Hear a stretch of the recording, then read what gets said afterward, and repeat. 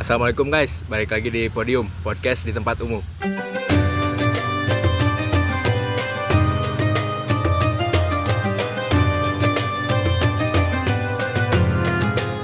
Nah, kali ini kita lagi ada di Taman Kampus UPI Cibiru nih.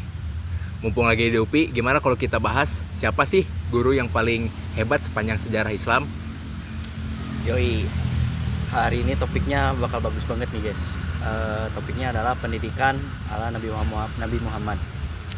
Jadi Nabi Muhammad tuh bukan hanya pemimpin, tapi pola pendidikannya itu ternyata relate sampai sekarang. Lah serius, gimana bisa? Emang masih kepake ya buat zaman digital kayak sekarang?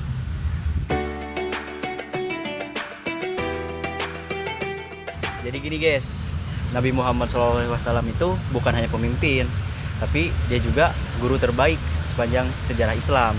Dia itu gak ngajarin cuman soal tauhid atau cara ibadah doang, tapi etika, akhlak, cara hidup, cara bersosial, pokoknya semuanya aja deh gitu.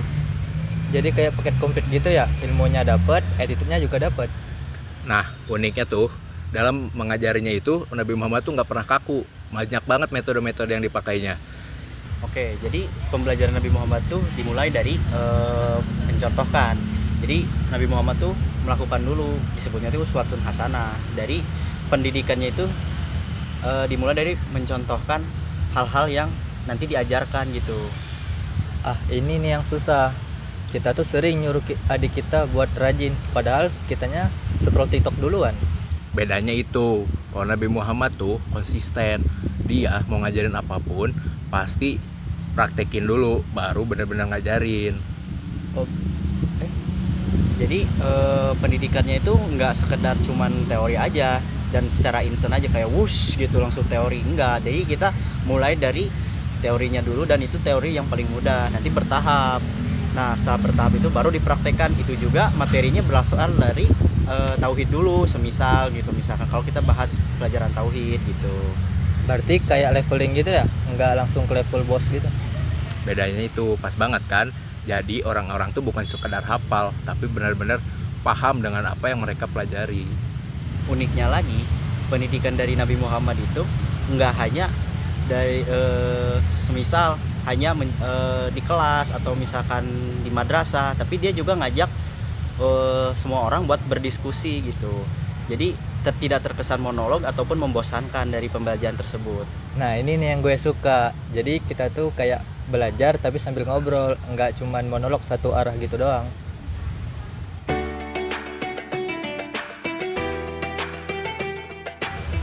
Nah sekarang masalahnya tuh pendidikan tuh udah digital banget gak sih? Kita mau nyari ilmu apa aja gampang, banyak di media digital. Apalagi sekarang ada yang namanya AI itu, yang ngaksesnya tuh gampang banget dan prosesnya tuh cepet banget gak sih? Nggak sampai 1 menit juga beres tuh. Tapi masalahnya nilai-nilai kayak akhlak, tanggung jawab, dan nilai-nilai lainnya tuh kadang suka ketinggalan gitu.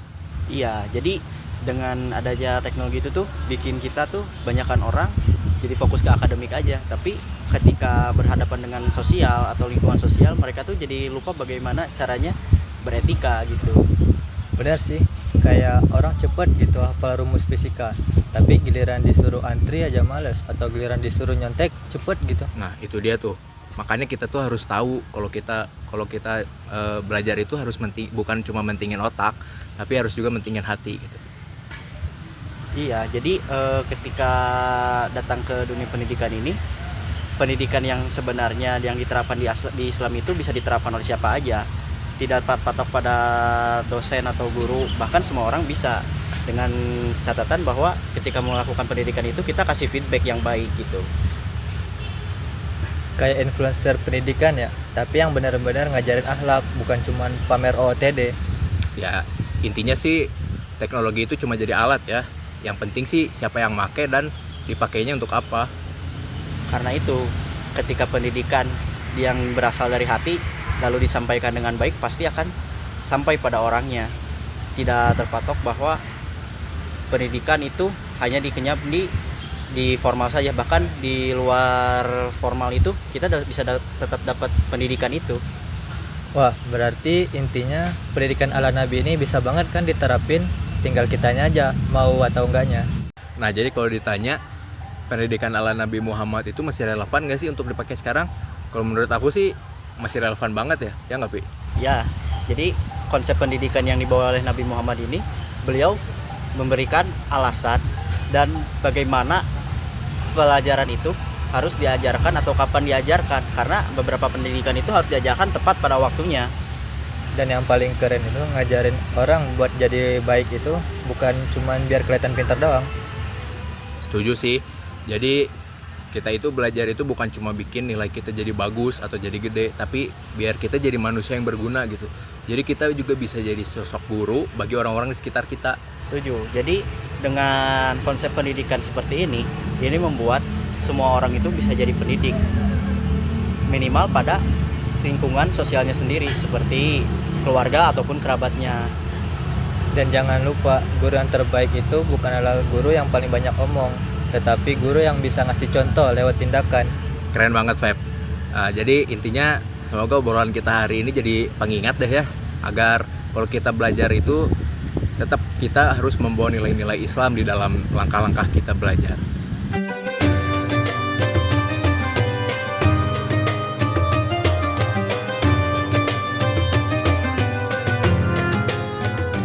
Nah, makasih banyak untuk yang udah dengerin nih sampai akhir. Makasih juga untuk Alpi yang udah sharing-sharing nih ilmu. Jadi ilmu kita bertambah ya. Semoga kita jadi generasi yang bukan cuma pintar seperti robot, tetapi juga kita berakhlak. Wassalamualaikum warahmatullahi wabarakatuh. Dadah.